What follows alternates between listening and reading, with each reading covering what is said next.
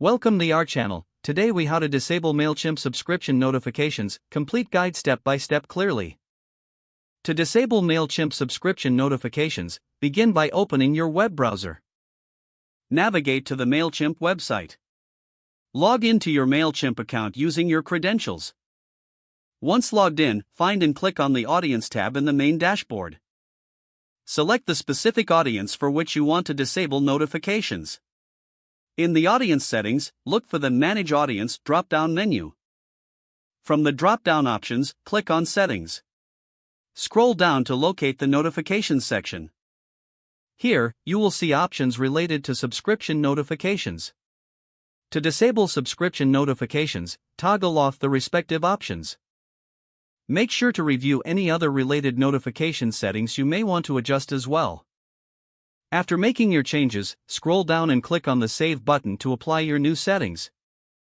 You should receive a confirmation message indicating that your settings have been updated. Log out of your Mailchimp account to finalize your changes. Now, you have successfully disabled Mailchimp subscription notifications. If the page does not load, refresh the browser or try again in a private or incognito window. Make sure you are using the correct email address, then retype it carefully to avoid small typos. If your password is not accepted, use the reset option and create a new strong password you can remember. Check your spam folder for verification or security emails, then complete any requested confirmation steps. Enable two-factor authentication if available to improve account security and reduce unauthorized access risk. After signing in, review your profile details so your contact information and settings are accurate and current. If you see an error message, note it down and try again after restarting your device and internet connection. Log out when you finish, especially on shared devices, to keep your account and payment information secure. If the page does not load, refresh the browser or try again in a private or incognito window. Make sure you are using the correct email address, then retype it carefully to avoid small typos.